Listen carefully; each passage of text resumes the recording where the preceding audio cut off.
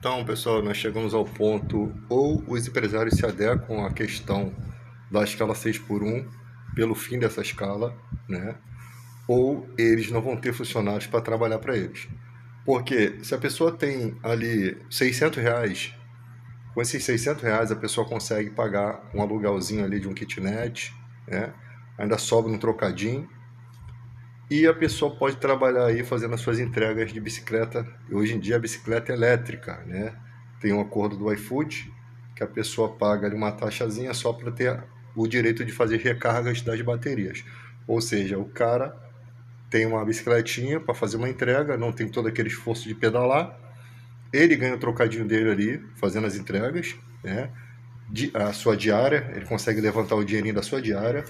Ele tem ali os 600 do Bolsa Família. E o que acontece? O mercado informal acaba sufocando os demais empregos. Não é mais convidativo uma escala 6 por 1 a R$ 1.500. Essa concorrência que se abre, né? Você tem os camelôs, você tem outros mercados informais que vão fazer com que não seja conveniente esse trabalho 6 por 1. Por consequência, ou as empresas vão fechar as portas, ou elas vão ter que mudar esse critério, melhor jornada de trabalho, melhores condições de trabalho e salário melhor, né? Isso vai forçar com que as empresas passem a pensar também na saúde do trabalhador. Porque o cara que trabalha 6 por 1, quando que ele cuida da saúde? Quando que ele consegue fazer um exame de sangue? Quando que ele consegue ir ao dentista? Quando que ele consegue passar um tempo com a sua família? Quando que ele consegue descansar? Porque a gente está falando não só de uma escala brutal, mas a gente está falando também das condições que esse trabalhador não tem. Condução lotada. Hoje em dia, nós temos até alguns benefícios para a sociedade, né? Que foram conquistados com o trabalho de muita gente lá atrás. Você tem um BRT com ar-condicionado, você tem um trem com ar-condicionado. Isso são lutas, são conquistas. Você tem um ônibus com ar-condicionado. São lutas que foram conquistadas por pessoas que trabalharam lá atrás, né? Para que a gente pudesse chegar hoje a ter essas condições que melhoram para a sociedade. A sociedade tem redes sociais, né? Tem os problemas psicológicos. Se a gente tivesse ainda na era antiga, muitas pessoas teriam adoecido psicologicamente. A internet ela contribui para que as pessoas possam ter alguma diversão, para que as pessoas possam interagir, né? Aprender, ter alguma motivação de vida, né? Você imagina, antigamente você via num trem lotado, um calor, e era todo mundo junto, não tinha divisão. As mulheres não tinham o seu vagão definido, né? Hoje em dia as mulheres têm o respeito, ou seja, a sociedade ela está se desenvolvendo e por o bem, né? E mesmo assim nós temos inúmeros casos de violência relacionados às mulheres, né? E mesmo assim, então, ainda assim a gente tem esses casos de violência. Ou seja, as pessoas não estão tendo medo da punição. Então a punição tem que começar a ser não só mais severa, mas eficaz e imediata, né? Para proteger essas pessoas. Então a sociedade ela está se encaminhando para isso. Pô, eu vi um vídeo hoje de um vereador de uma certa cidade dizendo que não concorda com a vaga para a pessoa obesa no ônibus.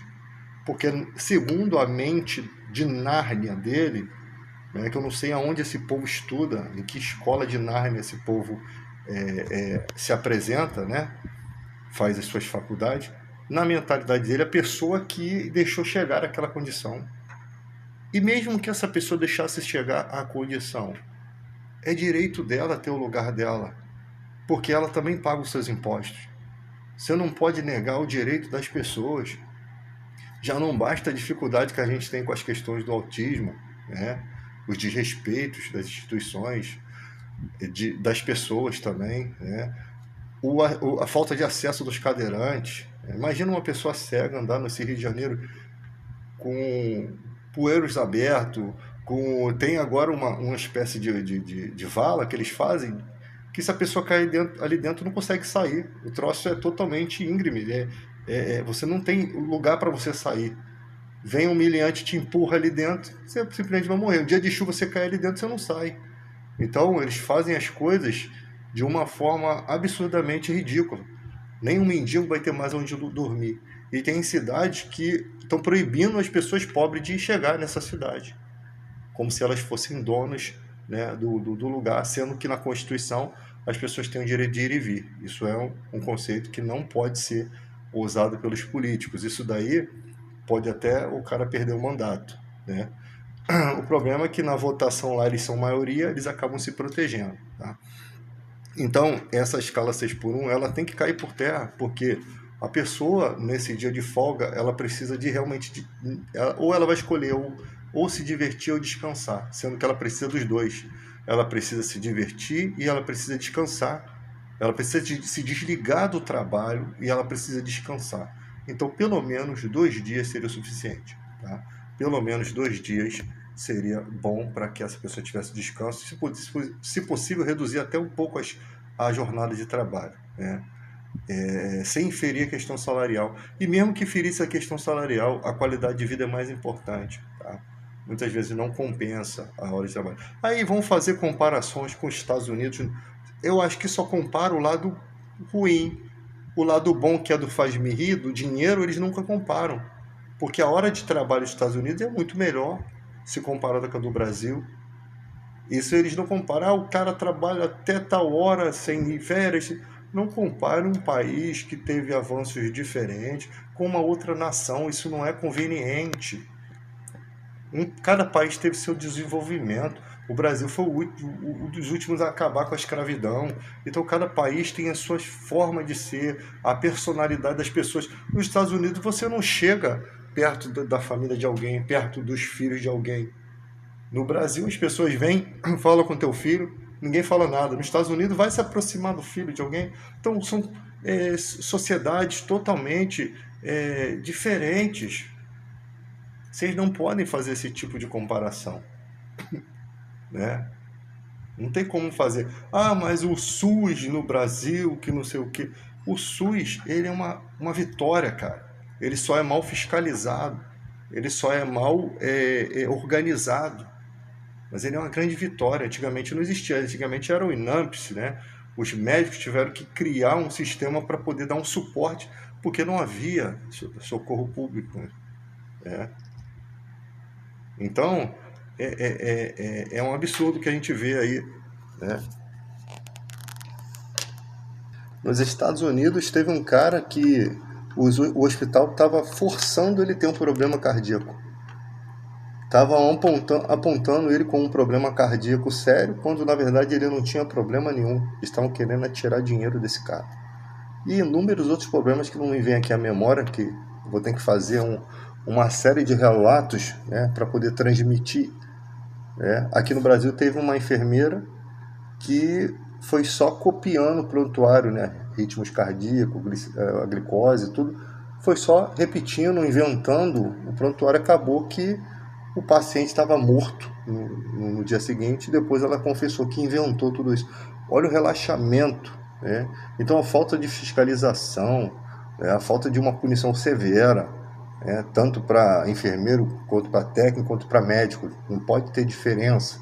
E nós estamos vendo que no Brasil ainda tem ali 2 pesos e 2 medidas fluindo aqui. E isso vai ter que acabar, né? Mas na questão da escala 6x1, ela é uma escala muito massacrante, né? Então, os jovens não vão aceitar isso. Não só a escala é ruim, as condições de trabalho são péssimas. As pessoas trabalham em condições de trabalho insalubre, trabalho que adoece de fato a pessoa, né? Lugares insalubres, condições horríveis, é muito sol, no dia de chuva é muita chuva, não tem uma proteção, não tem um alojamento adequado, alojamentos quentes, mal higienizados, com insetos. E, infelizmente, a pessoa não tem nem aonde se desligar no momento do almoço dela. Almoça em qualquer lugar. Tem estabelecimentos aí que acham que você é obrigado a comer o que a empresa oferece e não querem dar o ticket de refeição. Isso não é certo, porque isso foi proibido por conta que vinha alimentos estragados e nem todo mundo quer comer aquilo que estão oferecendo. Ninguém é obrigado a comer. Então, por isso que existe o ticket de alimentação. Tem pessoas que têm problemas para se alimentar, né? Tem pessoas que têm dificuldade de se alimentar de certas coisas e não podem oferecer qualquer alimentação, né? Então, por isso existe o ticket de refeição, o ticket de alimentação. A pessoa mesmo prepara a sua comida em casa e de forma compensatória vem o ticket de alimentação, para contribuir aí com o orçamento. Senão o salário seria minguado. E essas questões são conquistas sindicais, tá? Porque se dependesse mesmo da Casa Grande, a senzala só receberia mesmo o salário mínimo. Tá? Então tem essas conquistas. Então nós estamos numa era que precisa se modificar, precisa pensar na saúde mental das pessoas, precisa pensar no bem-estar do trabalhador, né?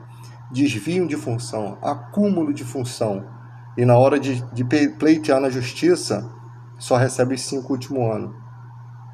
O crime compensa, os sindicatos não fiscalizam, os sindicatos não fazem nada, finge que não estão vendo. Agora, a sociedade tem que começar a aprender a se virar nesses aspectos, né? Vocês têm tecnologia para isso. A sociedade precisa aprender a se defender disso. O desvio e o acúmulo de função, ele gera desemprego.